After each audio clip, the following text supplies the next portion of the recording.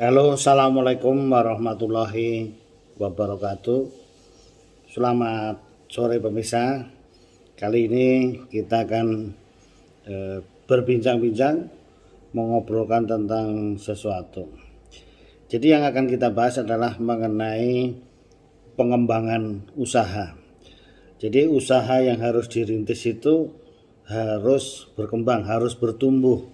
Jadi harus ada growth. Oleh karena itu caranya sebenarnya ekspansi itu ada dua, yaitu membesarkan yang sudah ada atau ekspansi membuka cabang.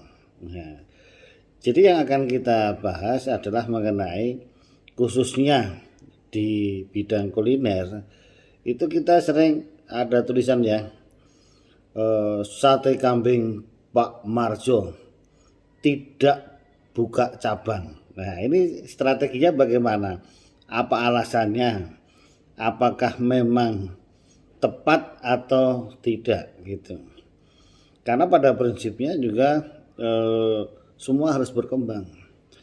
Kalau kita tilik alasan ini sebenarnya kan tidak buka cabang ini untuk meyakinkan bahwa yang di situ itu adalah yang benar-benar original, benar-benar asli, tidak ditiru. Karena yang ditakutkan dengan menulis itu ternyata di sana membuka cabang tetapi kan aspal asli tapi palsu. Karena banyak orang nanti meniru dengan menggunakan nama yang sama. Ya kan, karena aturannya masih begitu. Oleh karena itu untuk pengamanannya ini kebanyakan khususnya di bidang kuliner yaitu karena rawan ditiru tadi, makanya strateginya tidak membuka cabang. Apakah tepat ini? Ya itu kita bahas. Kalau begitu kan juga di sisi yang lain ada orang berpendapat nanti tidak besar-besar, tidak berkembang.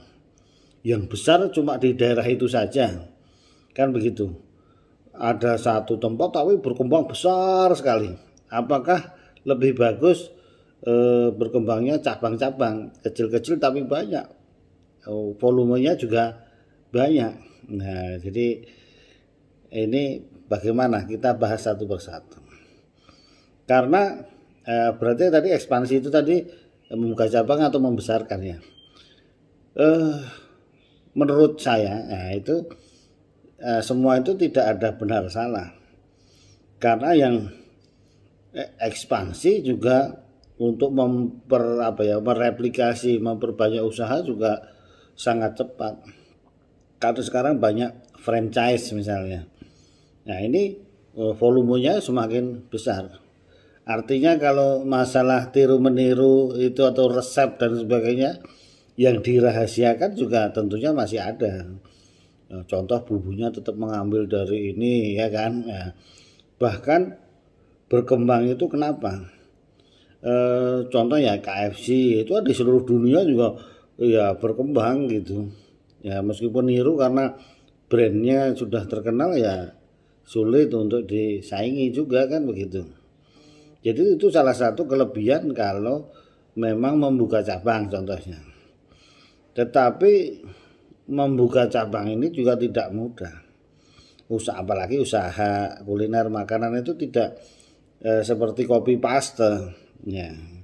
Jadi kami pernah mengamati ada rumah makan ya spesifiknya di suatu tempat. Itu secara teori analisis, wah buka di sana pinggir jalan rame, komunitasnya orangnya sama kira-kira. Tapi ternyata meleset, tidak sukses. Ya itu ada faktor lain, faktor eksternal yang secara ilmiah kadang sulit dijelaskan. Ya itulah tidak bisa di copy paste.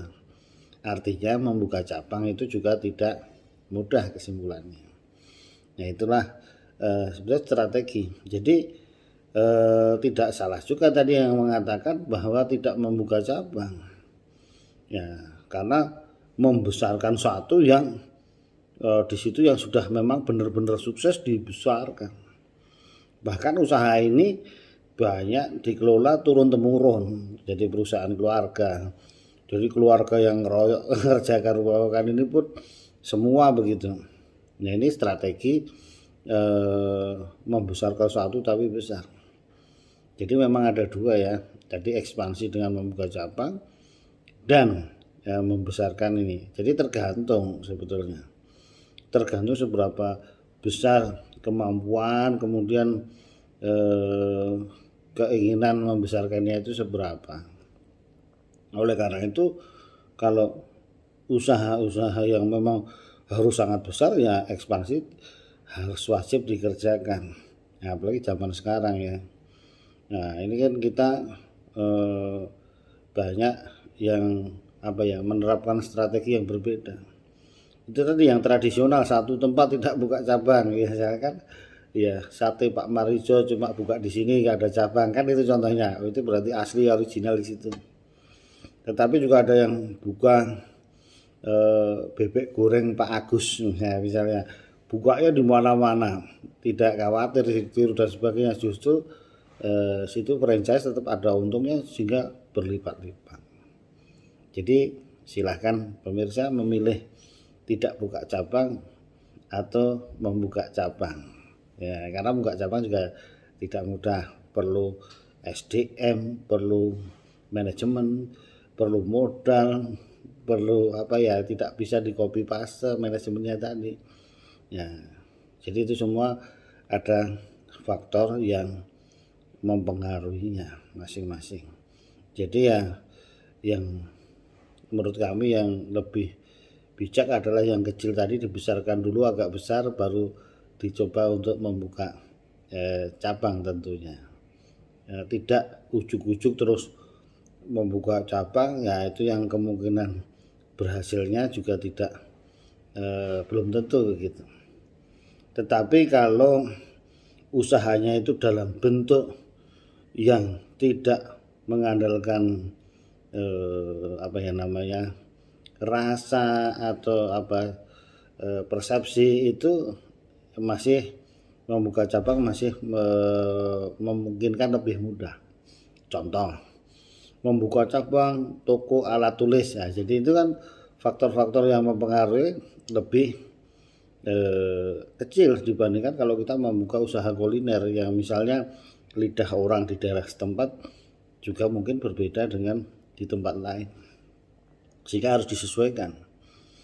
Pecel lele di Medan sambalnya berbeda kan begitu. Jadi ini harus tetap ada modifikasi. Jadi kesimpulannya menurut saya tidak ada yang salah, silahkan mengembangkan dari yang satu besar dulu sehingga sesuai keinginan yang volumenya, ataupun dengan strategi ekspansi membuka cabang yang relatif banyak, sehingga kalau ada yang satu rugi tumpur masih ada yang lain bisa dikembangkan di tempat yang lebih sukses. Demikian pemirsa obrolan kita mengenai ekspansi usaha kita.